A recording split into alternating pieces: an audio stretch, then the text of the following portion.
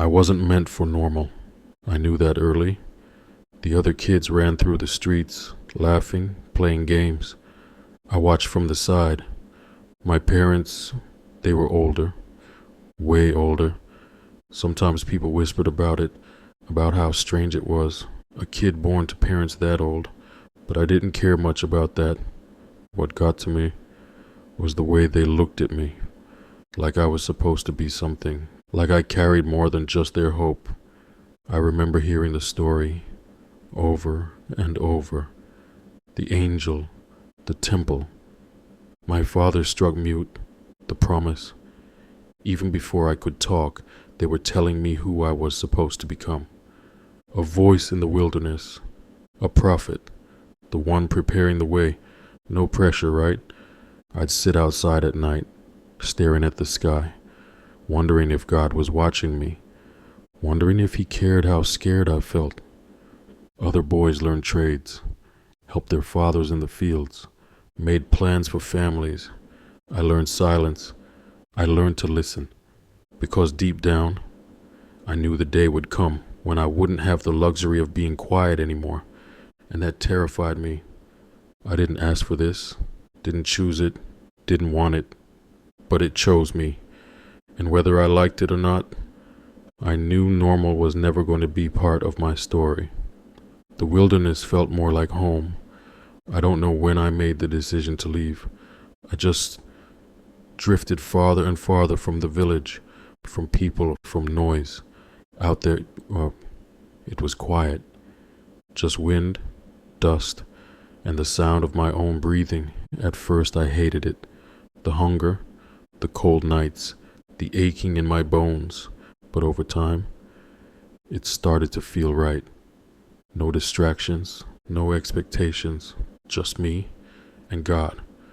I talked to him out there a lot, sometimes angry, sometimes desperate, sometimes I just sat in the dirt, staring at nothing, hoping he was listening. The locusts, the wild honey. People joke about it now, like it was some kind of choice, some act of devotion.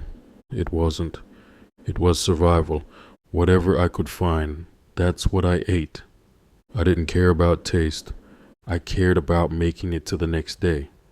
And every morning, when I opened my eyes and saw the sun breaking over the hills, I wondered why he still kept me alive. The longer I stayed, the more I changed. My voice got louder. My words got sharper. It wasn't planned. It just came out, like something inside me had been bottled up for too long. And when I spoke, I meant every word. Repent. Turn back. Make the path straight. I didn't say it to sound holy. I said it because it burned in my chest.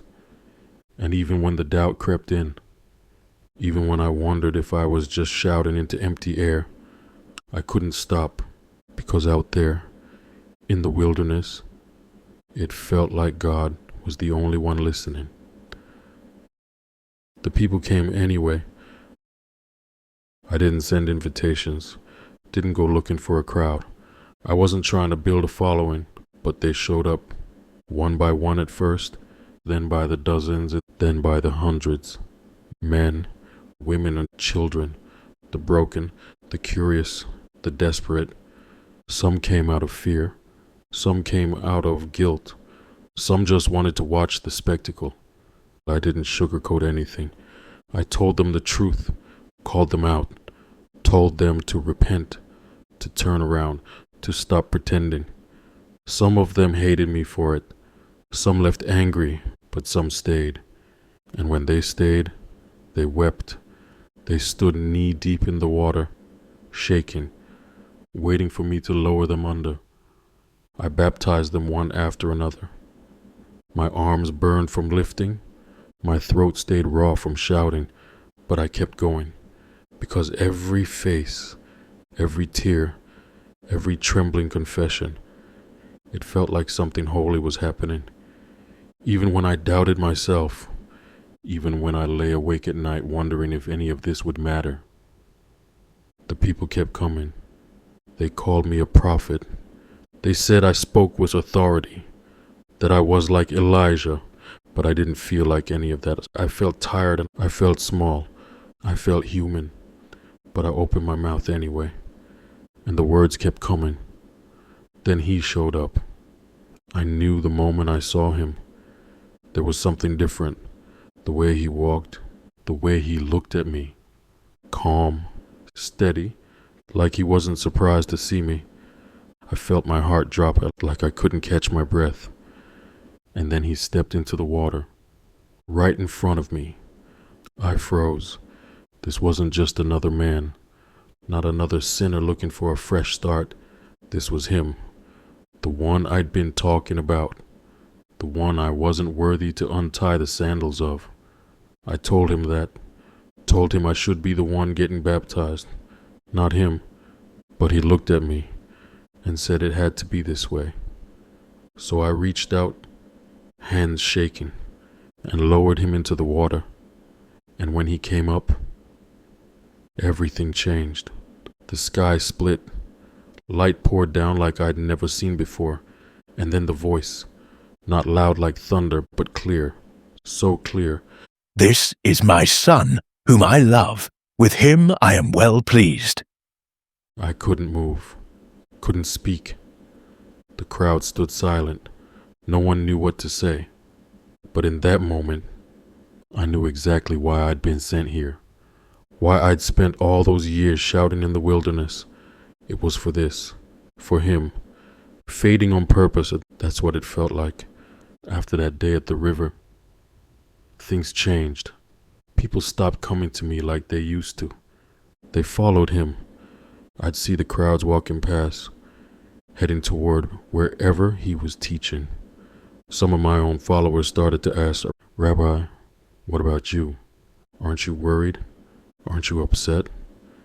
I could feel their confusion, their loyalty pulling in two directions, and I won't lie. There were moments when it stung. I spent years giving everything I had, my voice, my strength, my reputation, and now it was like I was disappearing. But I knew the truth. This was the whole point. I told them, I'm not the Messiah. I was never meant to be. I was just the one clearing the path, setting the stage. He must increase. I must decrease. I said it out loud, not just for them, for me too, because even though my head understood, my heart still wrestled. I kept preaching for a while, kept baptizing, but deep down, I knew my part of the story was almost over, and I had to be okay with that, even if it hurt, even if it felt like I was being forgotten, because this was never about me. It was always about him. Waiting in the dark, that's how it ended for me. A cell, cold stone, no light, no crowds, just silence. I had time to think, too much time, and the questions started creeping in. The kind I never said out loud before. Was I wrong? Was he really the one? Did I waste my life? I sent some of my followers to ask him, "Are you the one? Or should we wait for someone else?" Even now, I feel ashamed admitting that. After everything I'd seen, everything I'd said, but sitting in that cell, with death getting closer, I just needed to hear it. He didn't answer the way I expected, didn't send a simple yes. Instead, he told them to remind me what was happening. The blind seeing, the lame walking, good news reaching the poor, and somehow, that was enough. Not because it erased the fear, or because it made prison walls disappear, but because it reminded me God was still moving, still working, still writing the story, even if I wouldn't get to see the ending. I heard the footsteps when they came for me. I didn't fight, didn't plead. I closed my eyes and whispered a final prayer. Not for rescue or not for answers, just thanks for the chance to play my part, for the chance to prepare the way.